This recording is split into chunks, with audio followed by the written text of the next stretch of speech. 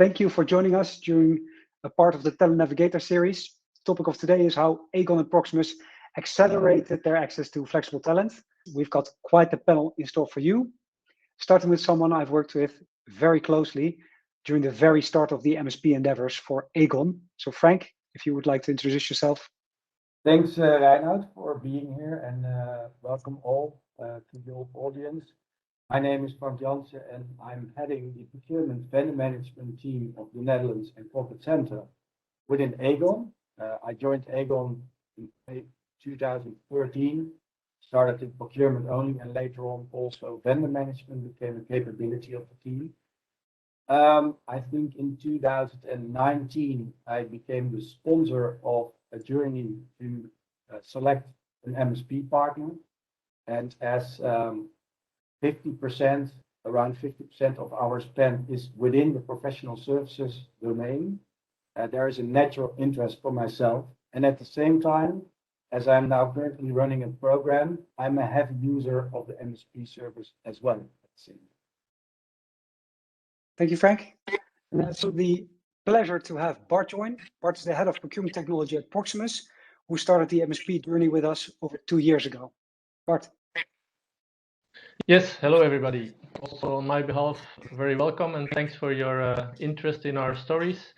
So my name is Bart. I'm heading a procurement team at Proximus, which I joined in 2013. Proximus is the incumbent telco operator in Belgium, so we are really Belgium focused in our story. You will hear that. And my team is basically buying all network technology. We are currently much working on the 5G rollout, the fiber deployment, and so on. And for that, we have a lot of external workers in all shapes and forms. And so that is what triggered our interest in an MSP solution, which is now live since about 2 years. We work with Randstad SourceRight, and the tooling we use is SAP Fieldglass. Okay, thanks, Bart. And on to the person who's turning paper models into smooth sailing operations, Lorna. Thank you, Reinout. Lorna Elias, I'm the Director of Professional Services at Randstad SourceRight. I've been in this role since 2010 and I'm a member of the RSR EMEA leadership team. I manage a team of experts, including project managers, technology consultants, and supply chain managers. And they are all responsible for the implementation of our global, regional, and local MSP solutions for our customers. I have many lessons learned to bring to the table, and it's a pleasure to be here with you today. Thanks, Lorna. And then finally, myself, Reinout de Schepper. In my former work, I worked at Philips in a variety of different procurement functions, amongst other things in HR services. So I was also there to support the first setup of an MSP solution in the Benelux, still at the client side. Now, within Randstad SourceRight, responsible for solving client challenges, and with my secondary responsibility in negotiation excellence, also ensuring that we target to drive down the cost base of our clients. Now, what do we have in store for you today? We'll start by exploring some of the economic factors that are impacting the global talent landscape as we know today. We'll then speak about the drivers for a stronger contingent workforce program. Then on to building a business case. So if you are convinced that a managed service program is something for you, then of course, this is oftentimes the first hurdle where many good intentions perish. Then we go to implementing a contingent workforce management program. And we'll shed some lights on the important topics and the thorough methodology that we have in place in order to make sure that we can implement that solution for you. And finally, before we go to the Q&A, we will discuss how we actually measure the success of a flexible talent strategy. But first of all, as discussed, the economic factors. Now, surprise, surprise, probably not to most of you participating today, we are in a global talent shortage. And we see that employers around the world are experiencing that.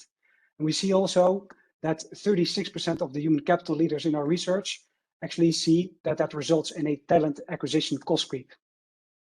Secondly, what we're seeing is that employers are looking to get faster access to skills, but simultaneously also they try to remain agile. And the way to do that is, of course, by tapping into flexible talent. And we see that 83% actually expects to become more dependent on flexible talent as one of the key tools in their overall workforce program. So that is why I think this managed service program webinar is also relevant, because having a good solution in place can help you to tap into that flexible talent. This also translates into greater demand for flexible worker arrangements.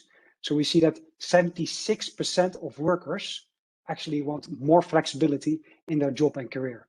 Again, a key reason to go for a good flexible program. Now on to the drivers for a stronger contingent workforce management program. And I'd like to open up the floor already by asking two questions. The first one being, what did contingent workforce strategy look like before you chose to outsource? And what also were your challenges and how did that impact your flexible talent? Frank.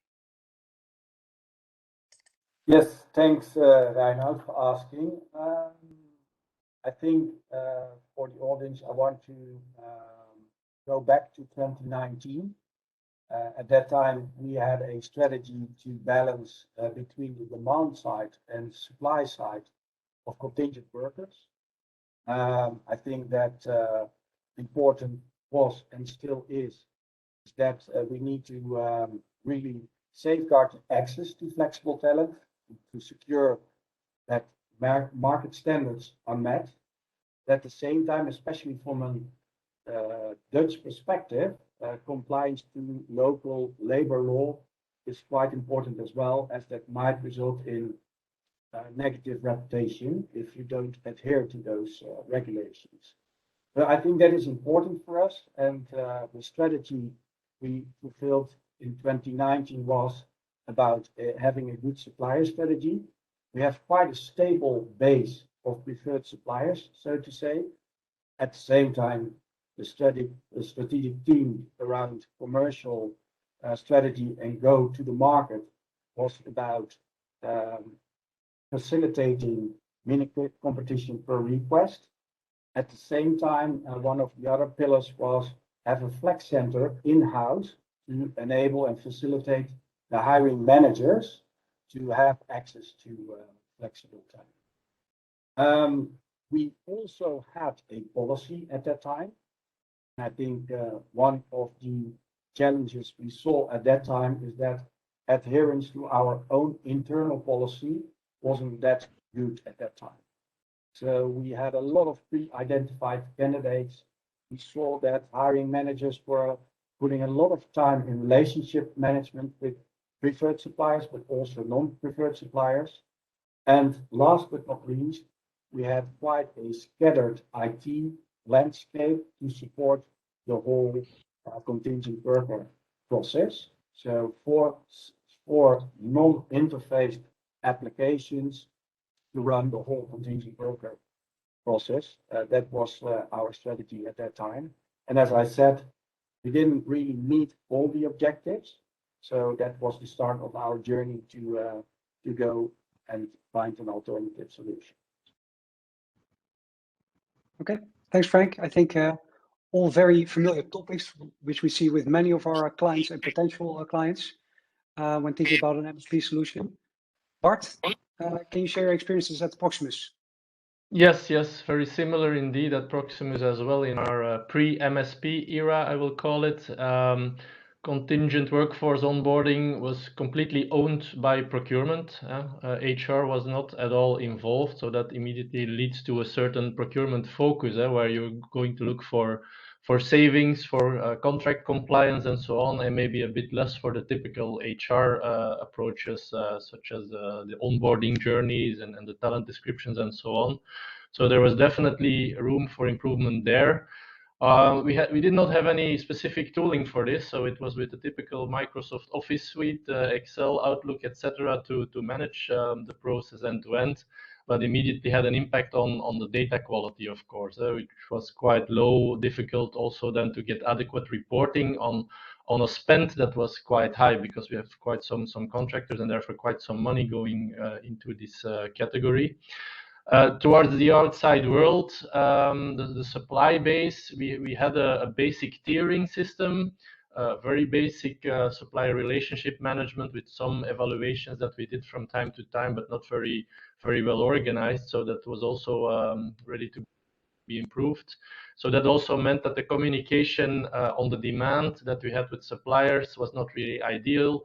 We faced also pre-identified situations where direct contacts with the hiring manager community existed, and we came only into the process fairly late.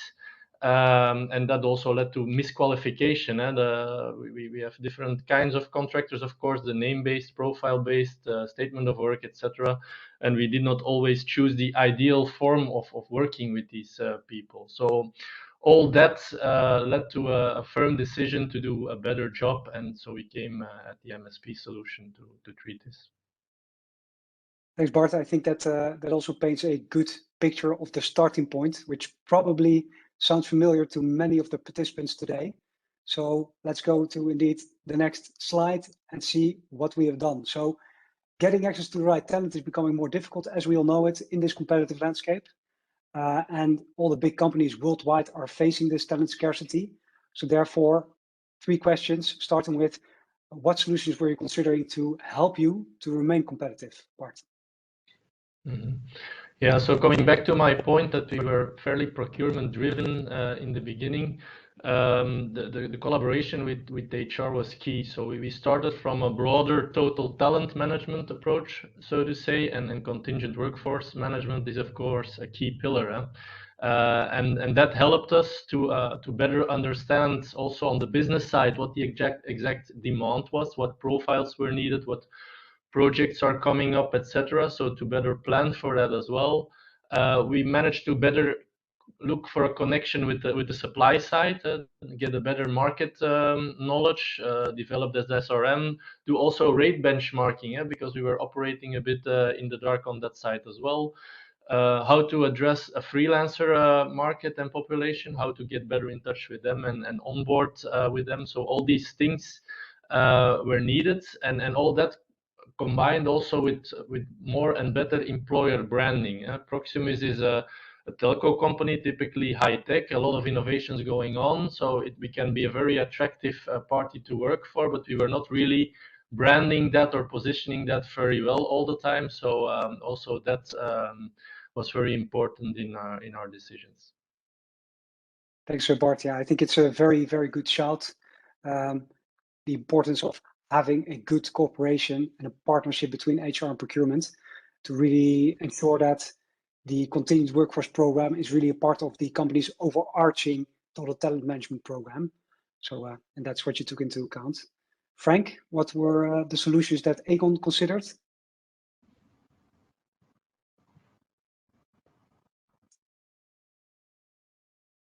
You are on mute, Frank. You're on mute, Frank. I'm sorry. I think it's good to mention that both HR and procurement were on the same page that we needed to recalibrate our strategy. I think that to secure a competitive advantage was not that much on securing access to talent. As I said, the positive side of a hiring manager's network is that you, in a lot of cases, have access to flexible talent.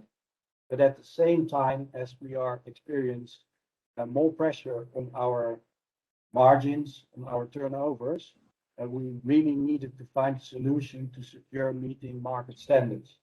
And I think that is an important starting point for us. That was an important starting point for us to have commitment on procurement board level, where both procurement and HR are represented, to start a journey. Start first analyzing the situation and work out some alternatives and solutions to, again, meet our strategic objectives. So I think we really started at asking endorsement on a procurement board level. That's a very good comment. Huh? We see that it's extremely important to prepare your organization on all levels of that decision to potentially outsource. So creating that buy-in across the organization before you actually go out for a vendor selection is a key activity. Then on to the next question. How did you make the decision to outsource your contingent talent strategy? and finally to implement an MSP. Bart. Yes, so I already explained a bit what our shortcomings were of our original way of working, but also the context triggered it a bit. We had an audit at the same moment that also revealed some compliance issues, some risks with false self-employment and so on. So that was an additional argument in building that business case to look for outside support, outside and not inside, because we were clearly convinced that we needed experts that had the experience to roll out such programs. That's also one of the reasons why we decided not to go for the implementation ourselves. And then, of course, it was a case of building a business case and defending it internally, because I must admit, a couple of years back, the MSP concept was not that broadly known in the management and boardrooms at Proximus. So there was quite some effort in convincing people, explaining people, and also overcoming some pushback. It's clear that people that are used to working without any boundaries and can contact suppliers and onboard and do everything themselves, that they will have to give back some of the autonomy, and that takes some time to convince them that there are benefits in doing that in a different way. But in the end, we succeeded. We got some support also from our exco, and we got a green light to move forward on it. Thanks, Bart. It immediately triggers a story from the early days when I started to convince the different stakeholders in Philips of the MSP as well. I remember driving to each Philips site in my used to be red, turned a bit pinkish Fiat Punto, and I was there and convinced I'm going to offer this golden nugget to you. I mean, if you have a issue with getting the right talent in, your time to hire is not what it's supposed to be. You're not getting the right quality in. You're not getting the right savings. Basically, this is the answer to all your prayers. But I recognize very much that it takes some time to digest what an MSP actually entails. So it's important that you indeed speak to the different decision makers and ensure that they are truly on board. Frank, any additions from your end?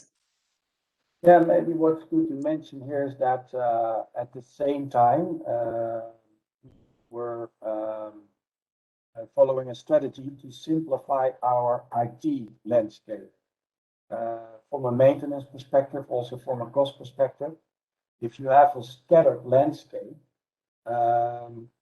optimizing your contingent workforce process, whether it would be organized in-house with your own flex center or via an MSP, that was the option we could go for. What was clear at the beginning of our journey is that we needed to implement a VMS application, which contributes a lot on simplification of your IT landscape, and at the same time also supports data-driven decision making.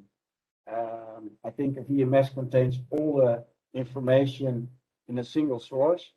The old situation at Aegon was that we had 4 separate or diverse systems with its own definitions and so on. So it was quite hard to have a full overview of the contingent workforce. And I think that was helping us at that time, that IT also had a huge benefit in investigating new options to organize our contingent workforce process. Yeah, also a very valid point. VMS is really a backbone of whatever solution we put out into the market. So it's like love and marriage. You can't have one without the other, Al Bundy would say. Now, on to how did you actually select the right partner for your organization? I mean, I still remember it, Frank. I still break out in sweat every now and then thinking about it. But can you share with the audience as well how you came to select the only right party for the job?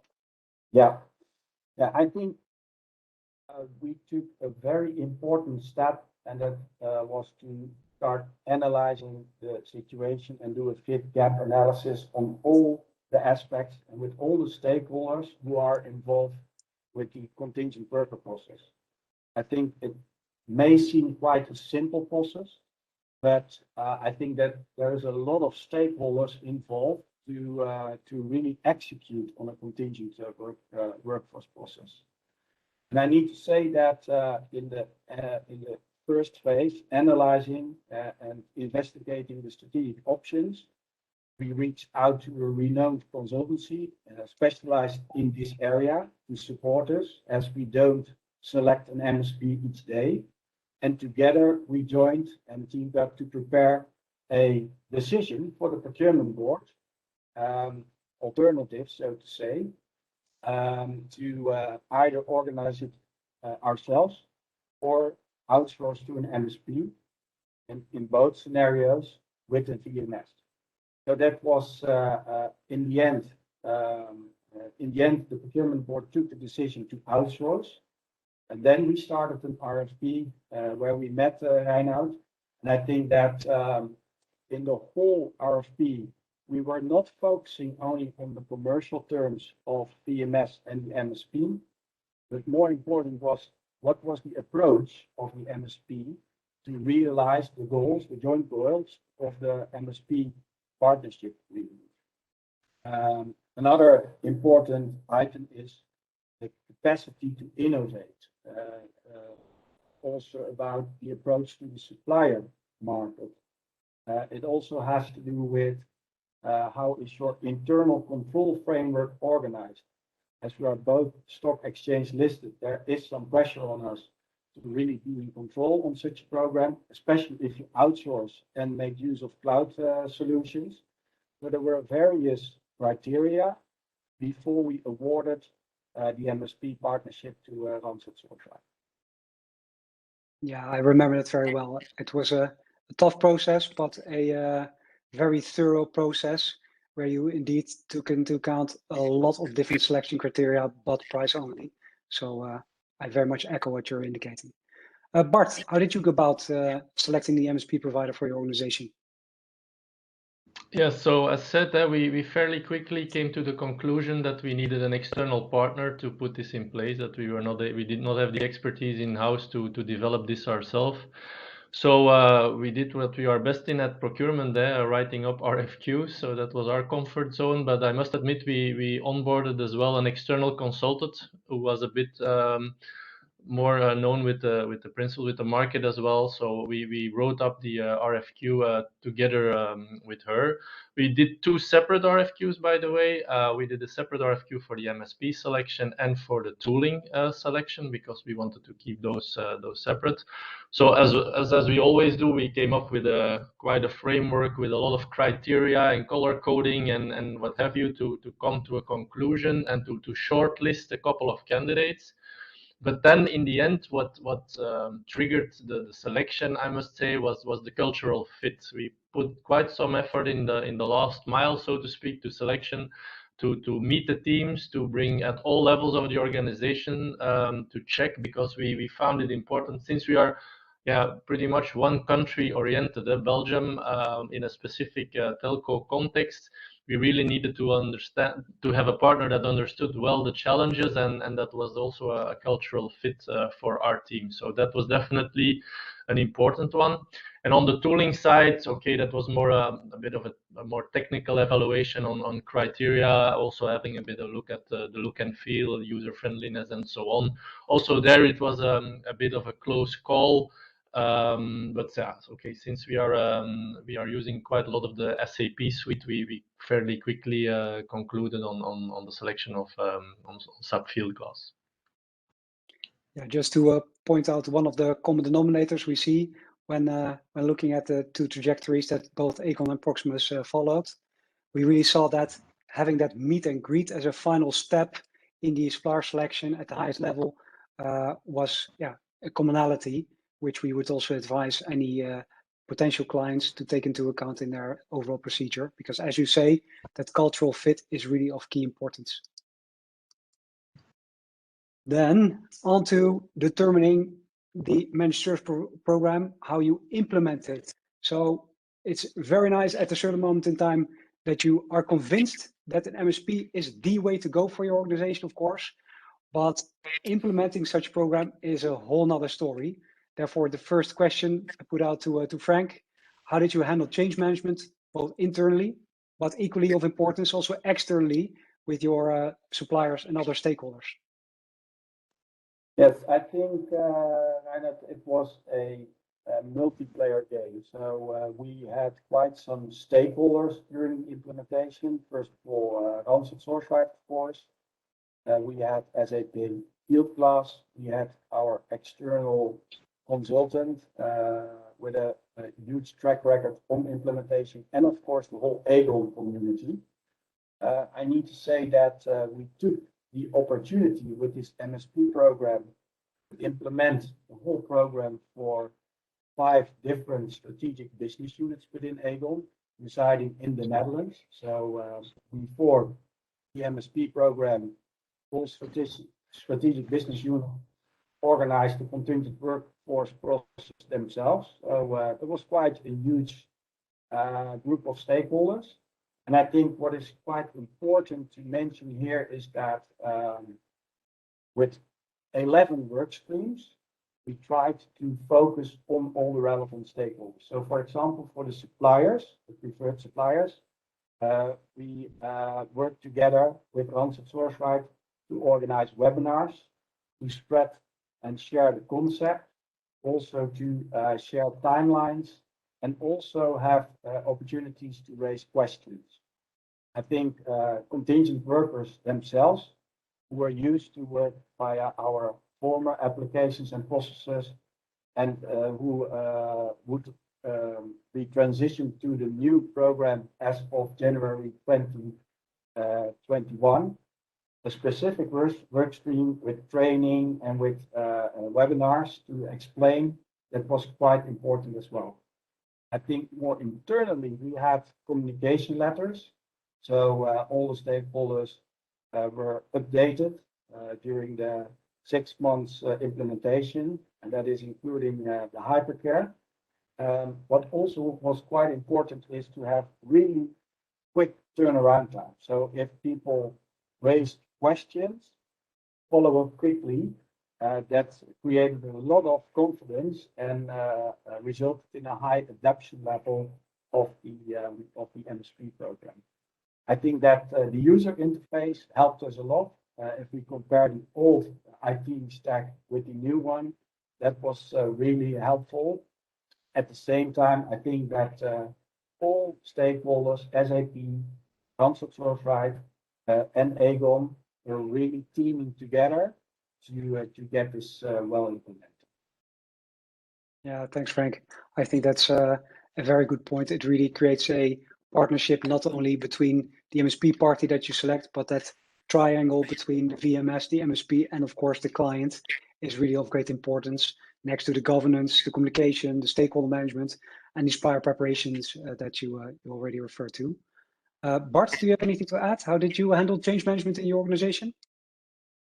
Yes, definitely. So very happy that indeed we selected an external partner that had a book ready with all the work streams that needed to be executed. So that immediately was very clear that we had a very good structured approach. But as Frank was saying, a lot of stakeholders were needed in those different work streams, both internal as external. So yeah, the communication plan was key, and as I said, we had some efforts to be done to convince everybody that we were doing the right thing for everybody. So that definitely continued. We needed to keep explaining whatever we were going to implement, focusing on really the journeys that the users were going to, and so on. We really used their input a lot as well to capture feedback, to make sure that we were developing something that would suit their needs. And one of the things that we created was an ambassador community. So we took on board ambassadors from the different business units so that everybody was represented, and that we had a forum to go and check IDs or if there was a communication to be done, etc., that we would first do that with them.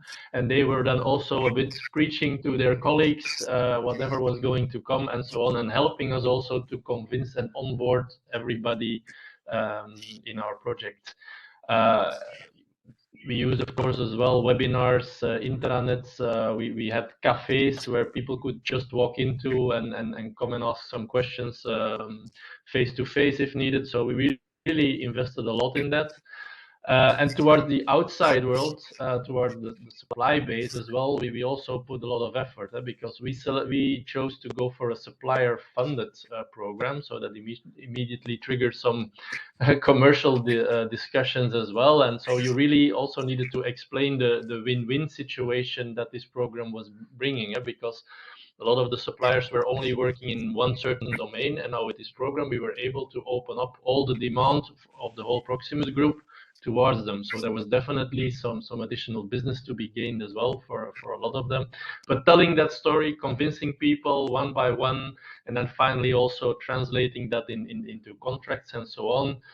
Yeah, it was quite a challenge, and it's not to be underestimated when you start the program. Yeah, very recognizable what you said about convincing the suppliers as well. I remember that with Philips as well. Getting the supply base to agree was also a discussion point at the time. And since then, of course, we've come a long way. An MSP program has become more known in the market. And now also our supply base sees the advantages, because now we actually can indeed funnel that demand via the VMS to the suppliers that we want to funnel it to. Whereas before that time, without such a VMS, it would be very difficult to direct demand from the hiring managers to the right preferred supply list. So big advantage to indeed see 100% of the vacancies if that is the supplier strategy that you are having. Then Bart, if you would have to do it all over again, next to then, of course, hopefully selecting us still, what would you do different? Yeah, so I'll repeat what I just said, because you cannot do it enough. That's the onboarding of the internal customers. We have a dedicated change management team at Proximus that deals with all the change across the company. So we involve them, get them on board as soon as possible if you have a team like that, or make a few people responsible for that. I cannot stress it enough that that's definitely an important one. And then the second thing is your data. If you can, before entering the program, try to clean up as much data as you can, because we were confronted with some low quality data scattered across different systems. So yeah, when that team comes in to launch the project, the first thing they're going to ask you is of course all these data sets and so on. So yeah, if you can take a head start on that, I would definitely encourage you to try to get your database together and bring as much correct data together as you can before launching into it. So those are my 2 tips. Yeah, sometimes it feels like it's a bit the chicken or the egg. You want to create a good overview and transparency in data. But first of all, in order to get there, to implement an MSP, you actually do need to, of course, to cough up and centralize and consolidate all the data. Frank, what would you have done differently in hindsight? Yeah, I would say perform the whole journey in physical presence. We've gone through this journey fully remote due to COVID-19. And I think maybe that is something from a procurement professional. You really want to meet and greet the suppliers you are going to select, also for implementation purposes that you want to solve issues. But I think that's just joking. I'm very satisfied on the whole journey and the implementation. So I won't change that much, honestly. As Bart already referred, I think that data cleansing before the real handover or the transition is very important, especially if you have multiple IT systems not interface with each other. I would say, please utilize the hiring manager community to improve the quality of data, and also ask people who are not that much heavily involved at the starting phase, just ask them to really prepare and enrich data. I think that will help even more or an even smoother transition.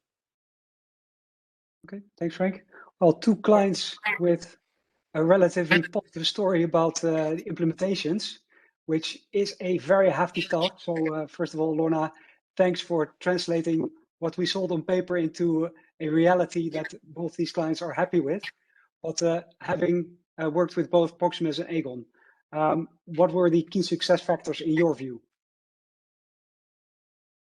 So I would say the implementation team is really the calling card of RSR, and making that connection and understanding our customers' business fast is really critical. And I would say what we experience with both Aegon and Proximus is working in true partnership. So what I mean by that is we set up and executed the implementation as one project team. So as Bart said, we had our overview of work streams, but that's a huge task for the client to identify the right people, get them on board, etc. And we obviously also worked together with the SAP Field Glass project team. So it was one project structure, and we really worked together on that. On the change management and communication plan, also taking a lot of best practices into account, but also the culture and adoption style of both organizations was also critical. And particularly that sensitivity around the relationships with the suppliers, that should never be underestimated. So again, that joint approach. When we face challenges, which we undoubtedly did, we addressed the risks in a collaborative way and really devised those mitigation strategies so that we were confident that we could work in line with the business processes and priorities.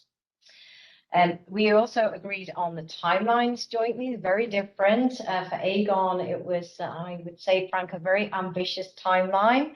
And we discussed upfront what that go-live criteria would be, and what would that mean in terms of deliverables, but also stabilization at that go-live point, and then any open items that we needed to continue to work on. Proximus chose for a longer implementation timeline and very much linked in with that change management and buy-in process. And we adapted our communication plan and deliverables accordingly to both of those approaches. And lastly, you referred to that, Reinout, having the executive sponsors truly on board. So they were present at the project kickoff. We were fortunate enough to be able to do that face-to-face with Proximus in your lovely boardroom looking over the city. But with Aegon, we did that remotely, and actually that worked very well, but it is different. So the business were also aware that we had that executive sponsorship, and that, I believe, certainly helped supporting the buy-in to change. And I'll sort of leave you with a quote. We have a saying at RSR that more, better, different, that's all based on the past and on change. But if you truly want to transform, you have to create something that would never have happened otherwise. And I do believe that we did that with both of these customers. Yes, thanks, Lorna. And I think it's good to all realize that when you choose to procure an MSP solution, it's not like you're buying a off-the-shelf pen. It really requires that partnership of all stakeholders involved in order to cater that solution to your specific needs. And when push comes to shove is during that implementation phase, and you need to select a partner with that implementation capability to make sure that a very, very good idea at start doesn't end up in a nightmare when push comes to shove. Then on to defining success. So I hear between the sentences two clients that are happy with the solution that is in place, but how do we define the success of an MSP program? So first, starting with Bart, can you share what are the benefits that you're currently experiencing since the implementation of the MSP? Mm-hmm. Yes, to start off with, I think definitely we deliver a better service to the business. We measure that as well with a couple of SLAs, KPIs. The time to fill a vacancy, for example, has drastically improved because we're just much more efficient and better organized on it. So we get very positive feedback from the business on how they are served when they want to fill vacancies.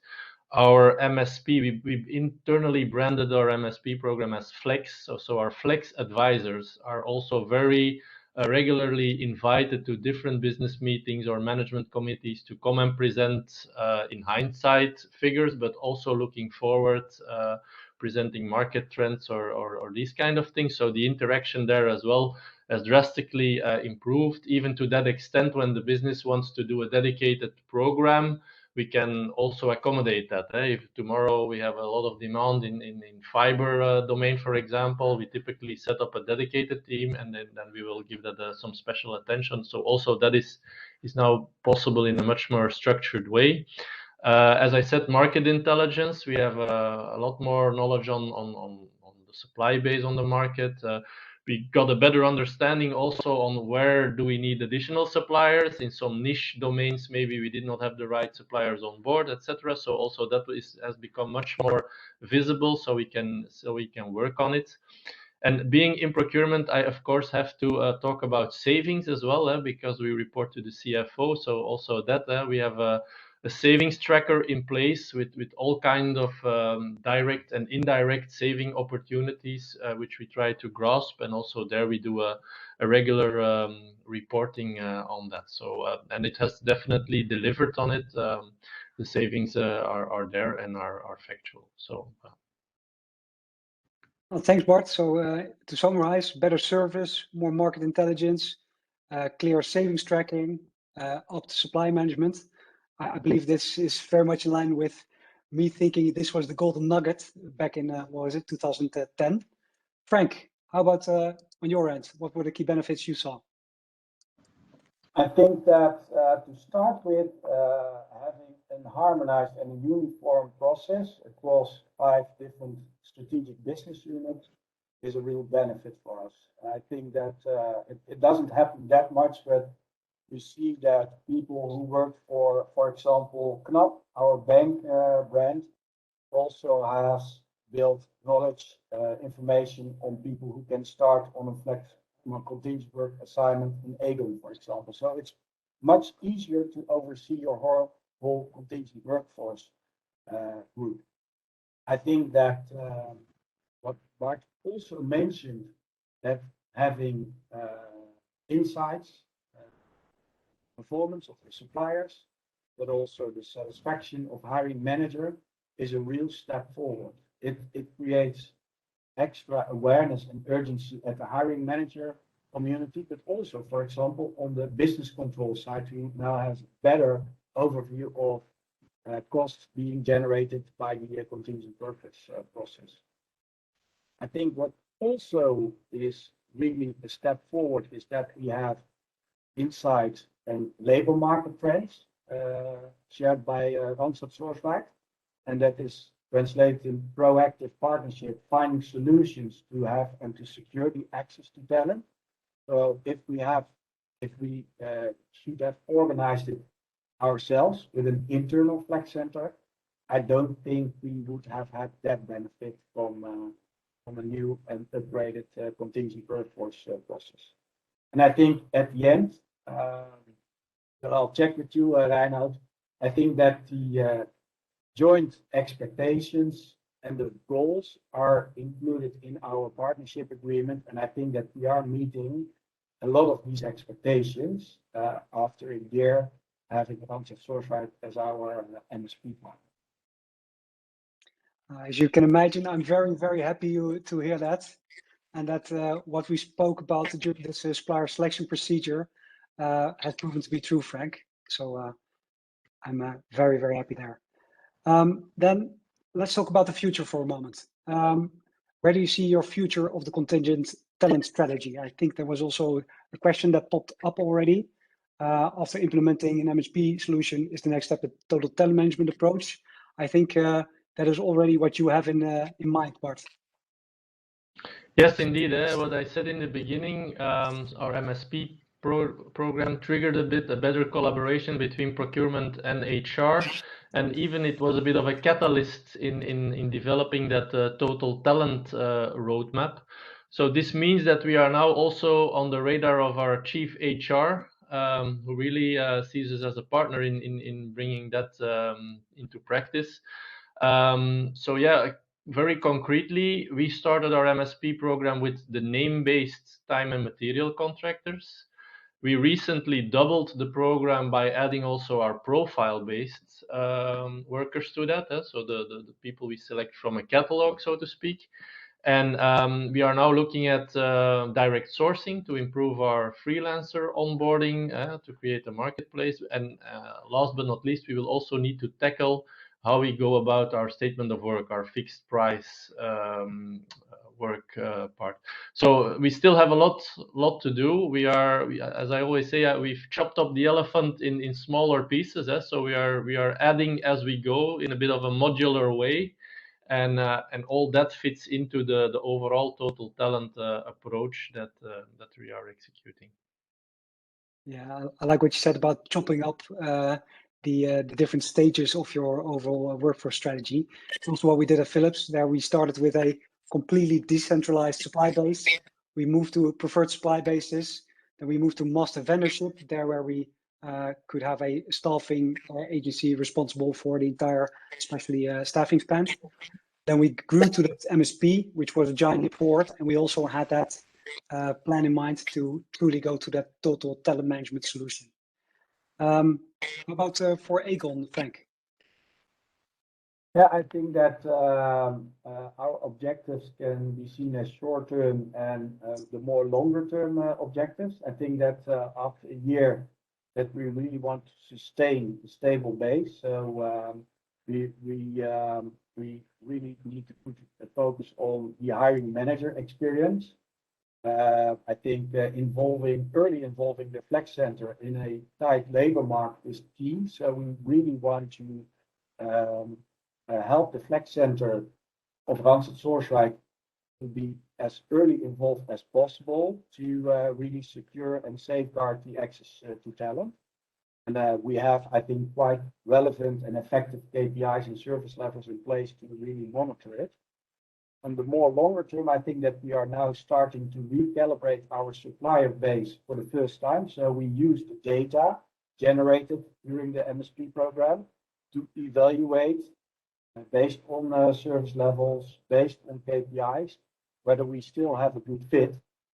So that is an important one as well. And I also see that, and I think Bart also mentioned, we have some displaced contingent workers, like bypassing the MSP program by entering into a statement of work, for example. And we are seriously considering bringing it all together under the flex center. So there's one area to go for your contingent or your flexible talent, and then really try to support and have a good hiring manager experience to find the capable temporary talent. So I think that is quite important. Last but not least is that I think that in a few months from now, we want to investigate how we can better unlock the freelance community. In the financial services industry, there's quite some freelancers available and active. And from a cost perspective, I think there are more smart ways to attract freelancers to our company, and which also has some opportunities for better branding, employer branding of Aegon. Okay, thank you very much. Now we're going to open up for questions. I see that some people already put their questions in the chat. If you still have some questions, please feel free to pop them in as well. We'll cover them during the coming, 8 or 10 minutes or so. And we had some questions coming in already. So the first question to the panel, in Europe, would you consider a hybrid MSP model with preferred supply list in some countries due to local legislations? Did any of the clients, Aegon, Proximus, consider a multi-country MSP already at this stage? Can answer from an Aegon perspective. We have the opportunity to also investigate an MSP program in UK, in America, in Spain, and so on. But we are not there yet. I think that within Aegon, the Netherlands, we have 5 different strategic business units like TKP, our pension administrator, KNAP, asset management. And the MSP program allows to go to the market supplier strategies, which are not always the same. So I think that given your business, you really need to partner with Randstad SourceRight to see what is the best approach to unlock talent in the market. And for example, in the IT domain, we work with, so to say, lot suppliers, preferred suppliers, where we agreed on job titles and rates. And that specific supplier is exclusively delivering for Aegon. In the more administrative roles, we apply mini competition per individual hiring request. But I think that if it's outside or inside a specific country, I think the MSP program of Randstad SourceRight gives the opportunity to apply different go-to-the-market approach. Indeed. And I think, Lorna, you might want to add your 2 cents to this as well.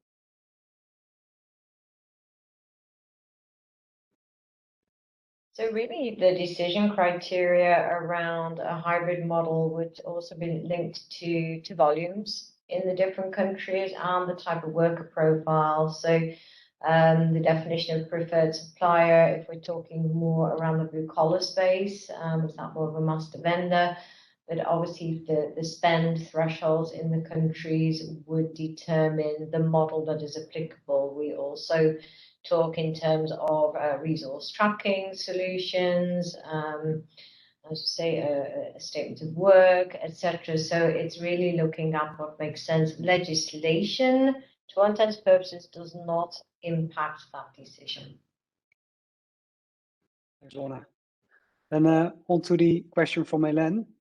I think we covered it slightly already with Bart's answer, but after the implementation of an MSP, would the next step be total talent management? One comment from my end already. When we talk about MSP, we talk about it as though it's a fixed entity, whilst there are a lot of flavors what a MSP can entail. I think the plans of both Frank and Bart reiterate that as well. There are additional layers you can add to it, which can be also a next step in your continued workforce journey. But let's open up for the group. Any thoughts on whether or not a total talent management approach would be the logical next step? So yes, indeed, as I said, for us it's very concrete. To elaborate maybe a bit more on it, it all starts with the demand. When there is a chunk of work that needs to be done, how are we going to do it?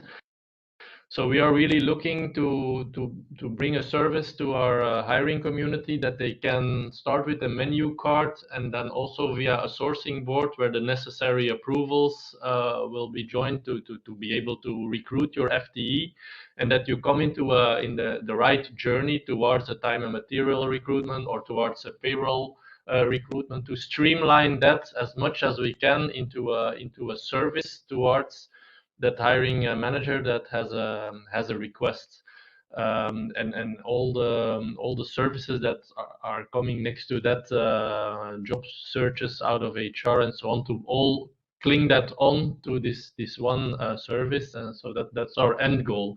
But as we said, we need to build it step by step, and that's how we approach it.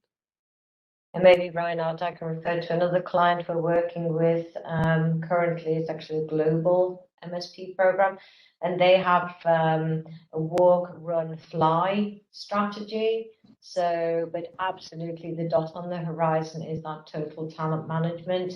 And we're very privileged to have been selected as the partner to work with them along that roadmap, and ultimately to pull all of the talent management together into one program. So I believe that is more and more where organizations are going to. Because of the demand for talent, we need to look for the right talent in the right place at the right time and employ them, engage with them in the right model. Thanks, Lorna. I see another question popped up very close to my heart from James. Before an MSP implementation, was there any legacy trend in business using internally referred contingent workers rather than openly sourcing? I think I've seen it at least at Aegon. Frank, you want to say something about it? And the question is then, of course, also, has that trend reversed since implementing the MSP? we still see a tendency, so to say, that hiring managers have a warm network, so to say, but there is increased transparency on the whole process, which is shared with a specific board within Aegon. So it's becoming quite hard to work with pre-identified candidates. I need to admit that it is not fully blocked, as access to talent and quick turnaround time and fulfillment is quite important as well. So for example, if you are waiting for 2 weeks for flexible talent, then there is an opportunity to suggest a pre-identified candidate, but we apply the competition with multiple candidates. And as you have a DMS system and you can really register all the outcomes of the proposals you receive, and that helps a lot to really minimize the number of pre-identified candidates. Yeah. Bart? Yes, very similar. We adapted the way of communication a bit. The policy became a bit more severe, no direct contact. So when a hiring request is there, all suppliers should get that request at the same moment and have a level playing field, equal chance to fill it. Now, on the other hand, it's a people business, so we are not naive. It still happens that there are pre-identified candidates. But what we do then typically is we put competition. We say, okay, that's fine that you come with this CV, but we are going to put it in the market anyways, and we will put a few CVs next to it, and then bring a bit of competition into it. And then in the end, the pre-identified can still be selected, but at least we are still triggering some competition and some market play at that moment. Yeah, I remember in my former role as a buyer as well, that on the one hand, you're tasked with getting savings, and on the other ones, they tell you, okay, but we want to have this guy, and whatever you do, we want to have this guy. And they actually already told the guy that they are the guy that they want to hire.